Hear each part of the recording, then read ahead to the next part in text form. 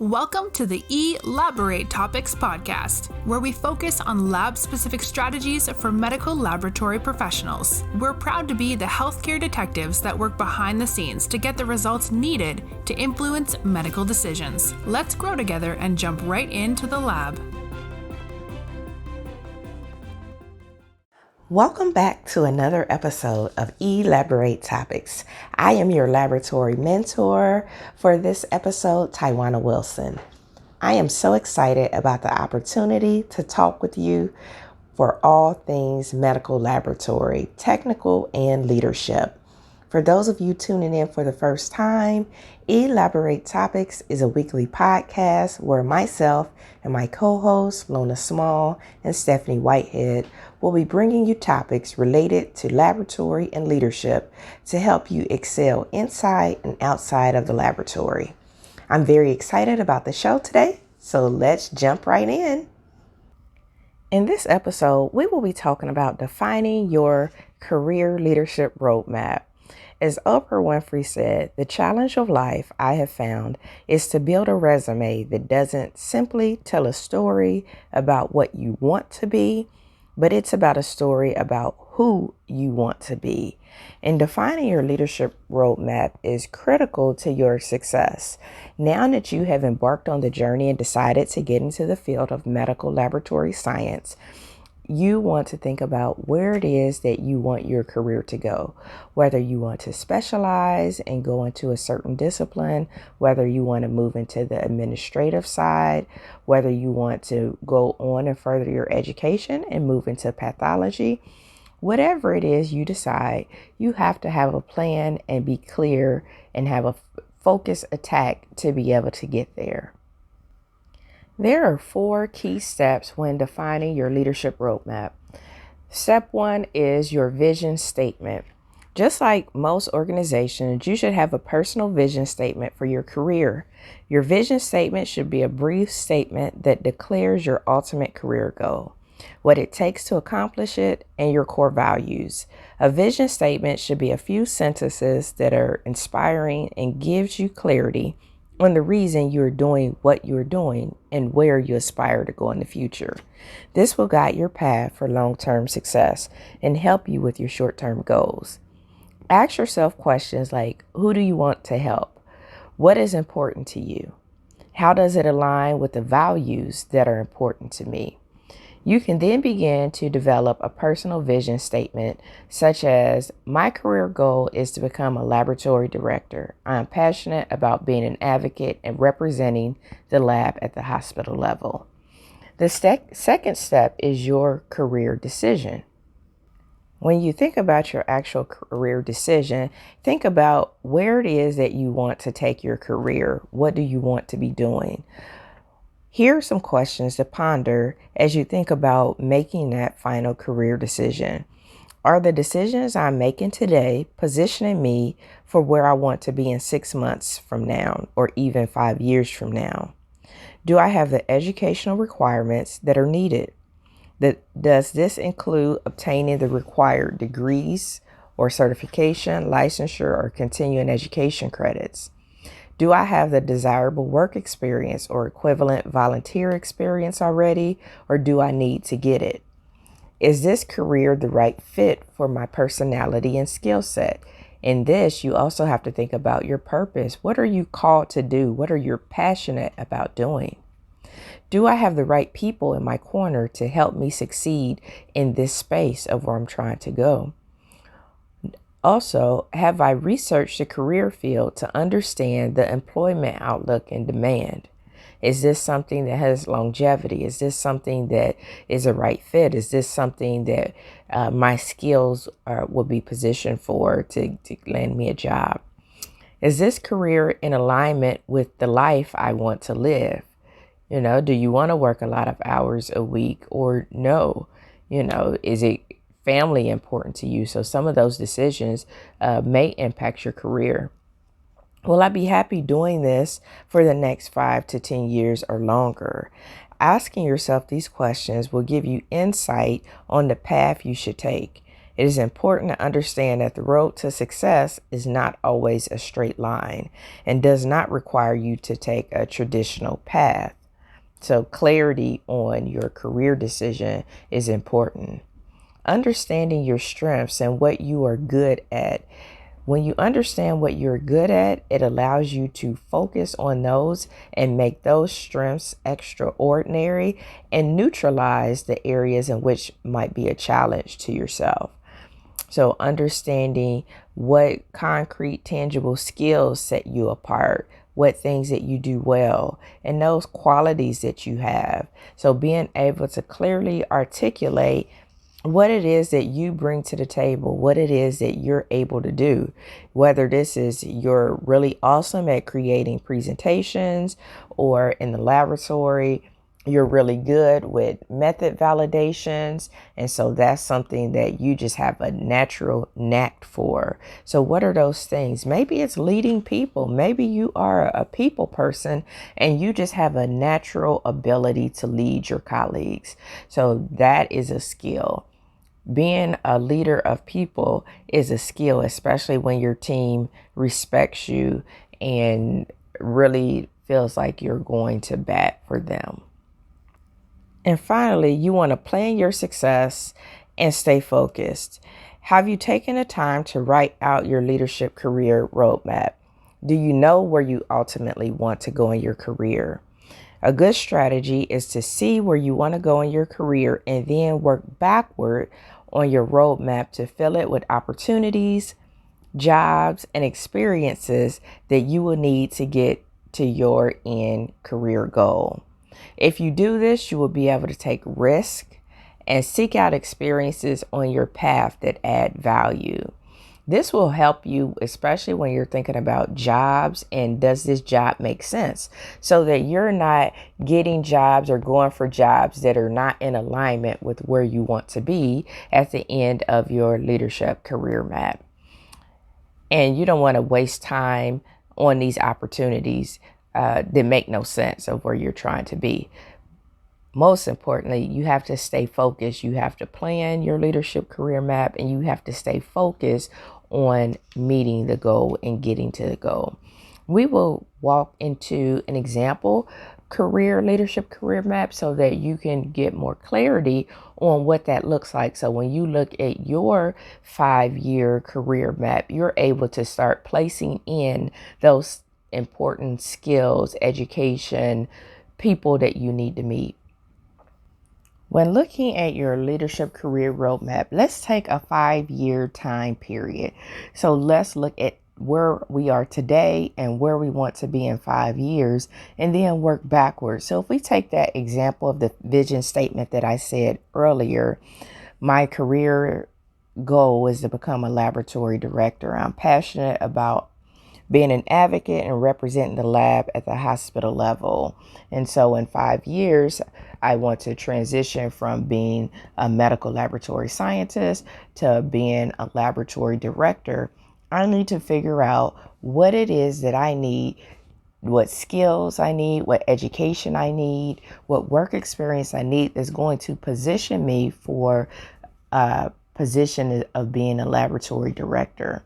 So if I have today, just say I'm a medical laboratory scientist on the bench, and then in 5 years from now, I want to be a lab director, what is it that I need? So if that is the end goal, let's jump into what I might need.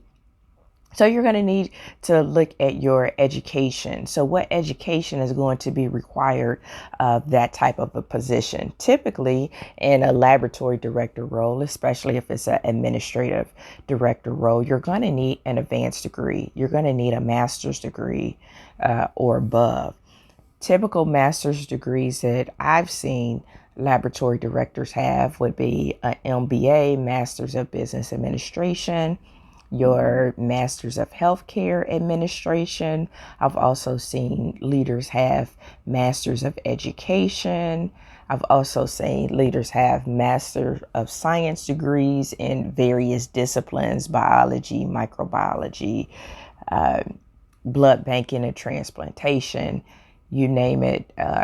they've had it. But some hospitals and organizations require at the manager level and above for you to have a master's degree. You just have to check whatever type of institution that you would be interested in working for, if that's going to be a requirement or not. So if you didn't have an advanced degree, then that's something that you know that you would need to put on your leadership roadmap to have accomplished within the next 5 years if you want to position yourself to be a laboratory director. You also need to think about if there's any additional certifications that you need to have.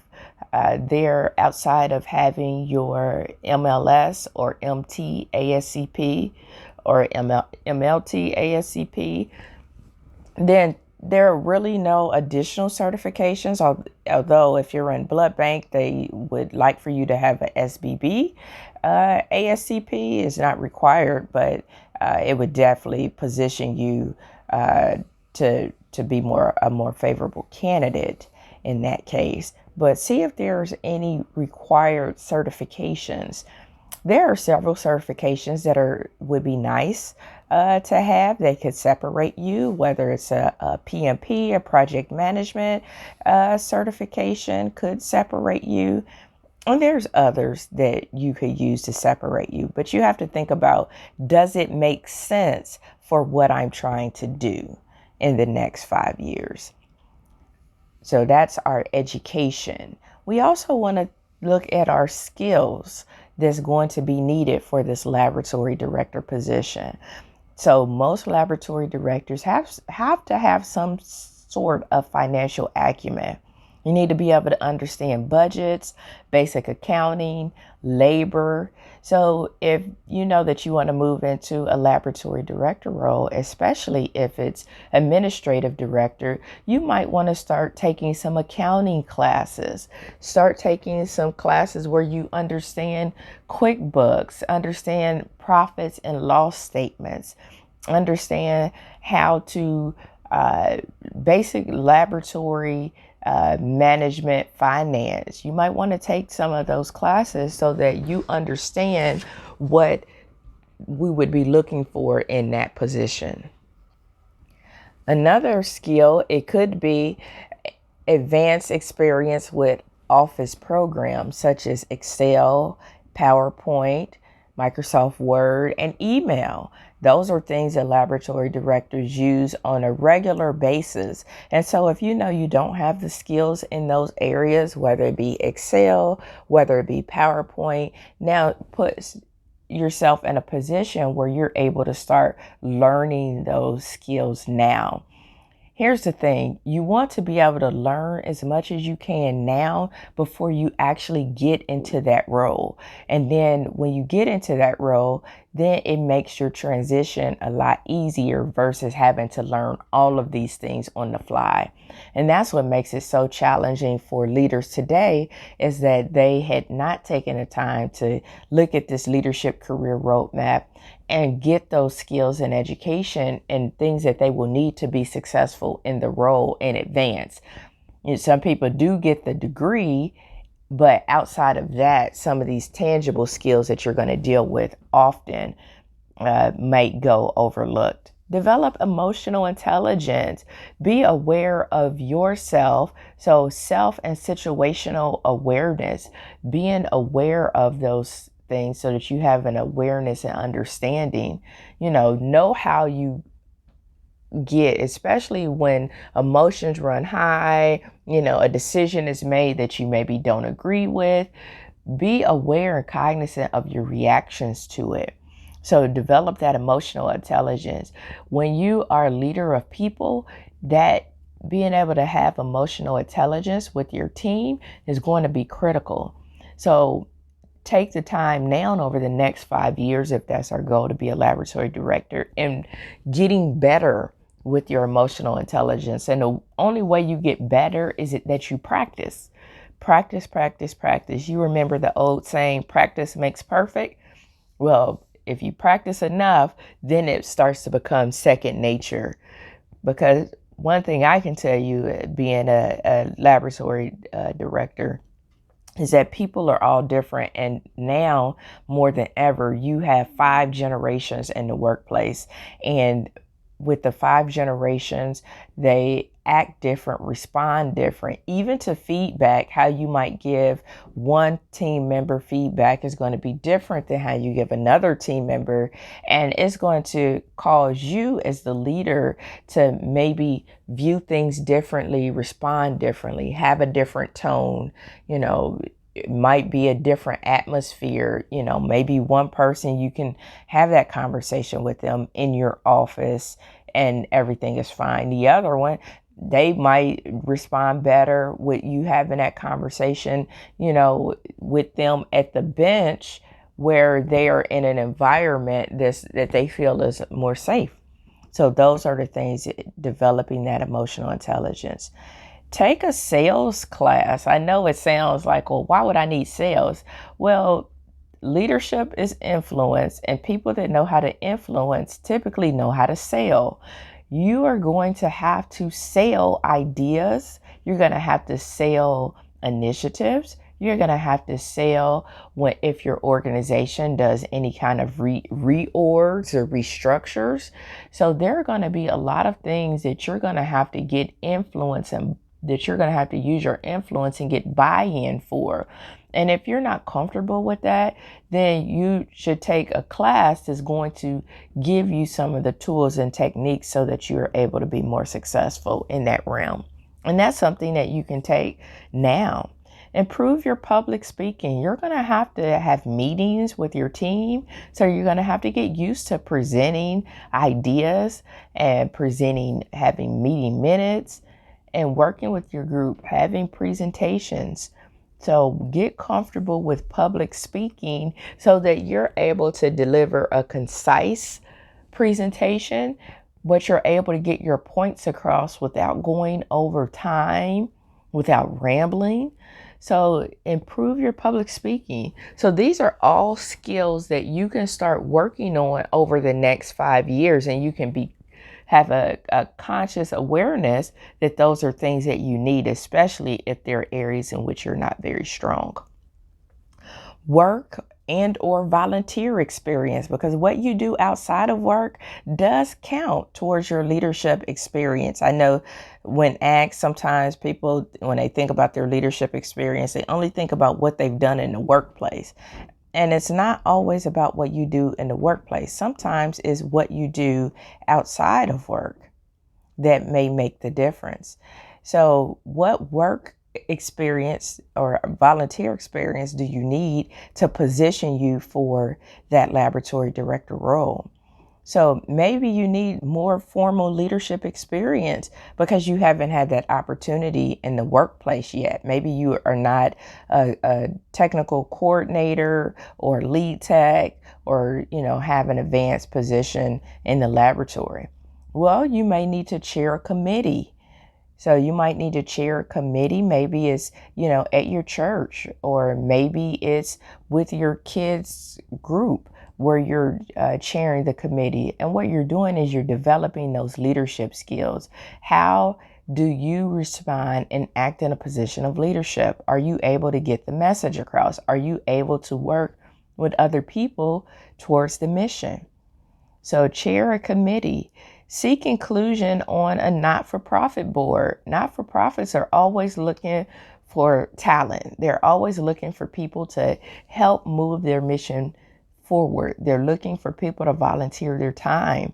And so that's a great opportunity. I don't know if you have a United Way in your area or YW or YMCA, either one, YWCA or YMCA. Maybe you have a Boys and Girls Club in your area. Maybe you have a Red Cross in your area. But these organizations are always looking for people such as yourself to be able to work with them, and whether it's deliver presentations about their mission, whether it's pass out information at a booth that they might be having. So that's an opportunity for you to seek some additional experience. Continue to strengthen your lab skills. So working in different areas of the lab, and even for different employers, could be something that you need on your leadership path. So depending on your employer, maybe you don't have a lot of opportunity to move in different disciplines, depending on how big your organization is. That's a decision that you have to make. I'm not saying you need to leave your employer, but what I'm saying is if your goal is to be a laboratory director and you're not able to get the necessary skills in your current employer, and I'm not just talking about you need to be a lead tech or move up to a supervisor. You need to be able to work on some of the projects that happens in the laboratory, work on cross-functional teams. You need to be able to work on safety projects if that's in alignment with where you want to go. The quality and continuing education. Are you able to help with your CAP surveys or your AABB surveys? Are you able to help with those? Are you able to get your crosswalks together? Are you able to do mock inspections in the laboratory? Are you able to work in a different department where you can gain some additional skills? So those are things you have to look at of where you are now. Is there a ceiling for you to be able to gain additional skills? I was a risk taker early in my career, and I have worked for different employers. And I will say, if I hadn't, and this was just me, if I hadn't worked for different employers, I probably wouldn't be where I am today and comfortable in the space that I am in today, being a technical director with multiple sites. And it's because I've been able to see a lot of different things in the laboratory. I've been able to see standardization across multiple sites. I've been able to see department or hospital reorganizations. I've been able to see implementation of new equipment. I've been through several inspections, but I wouldn't have had the opportunity if I would have stayed with my very first employer. And so you have to make that decision for yourself on what makes sense.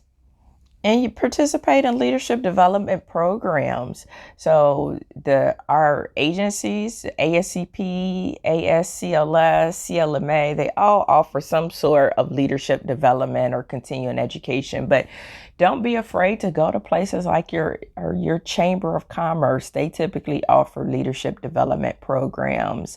Some of the local universities offer leadership development programs as well. So you might have to invest in that program. And that's one thing, as you're looking at where you are and where you want to be, you're going to have to make an investment, whether that's an investment of your time, of an investment of your personal financial resources.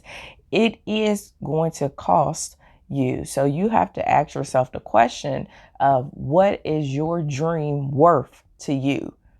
So, you need to get clear about what your dream is worth to you and what you're willing to invest to get there. So that participating in those leadership development programs is critical because it allows you to learn some of those skills that you might not have learned in your formal education. Some of the nonprofits have leadership development programs. They have board development programs. So look into those and see if it's in alignment with where you want to be, because that might be something that you need to participate in over the next 5 years. Also think about people that you need to know. These are people that you may not necessarily know now, but who do you need to know and meet to have as your personal board of directors? So do you need at least, probably should have at least 3 diverse mentors.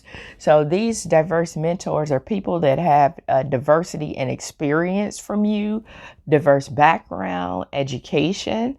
So, when I think about the people that I need, that I would need to be successful with in a laboratory director role, I definitely want to have somebody that has an HR background, because you're going to be dealing with people. You're going to need HR, and you're going to need to understand whether it's from recruiting talent, whether it's from retaining the talent that you currently have, or unfortunately, if you have to do any kind of corrective action, you want to be able to have some insight. You want to be able to, especially if you're new, you want to be able to have some guidance. So have a resource that's able to help you maneuver down that road. So, an HR professional on your personal board of directors. You also want to have a mentor that's 1 to 2 levels above where you are, that are where you want to be. So having those mentors who have that experience. So it might be somebody that's already in a laboratory director role, that's able to give you insight into the role, how it's changed, what they feel they needed, what they feel they still need, so that you're able to then put on your leadership roadmap what skills, what experiences, what people that you need to meet.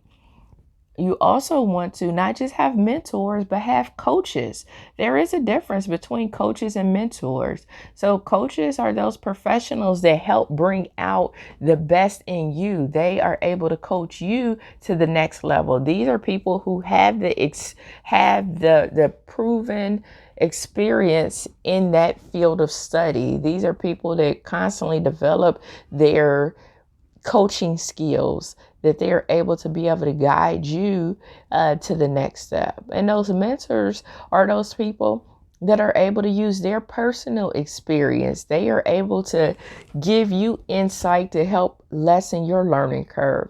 Mentors often provide access, so getting you into rooms that you might not ordinarily be able to get in, introducing you to people that you might not be able to meet ordinarily. So you need both.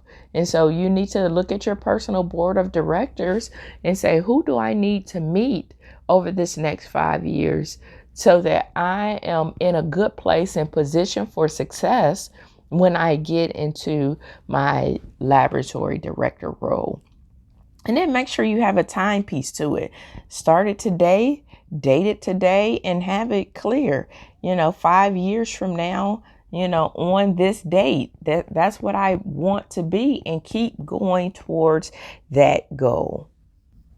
And as you work towards your goal, there are going to be many distractions that come. There are going to be many things that come along your way, career opportunities. There are going to be many things that come on your path that may or may not be in alignment with where you want to go.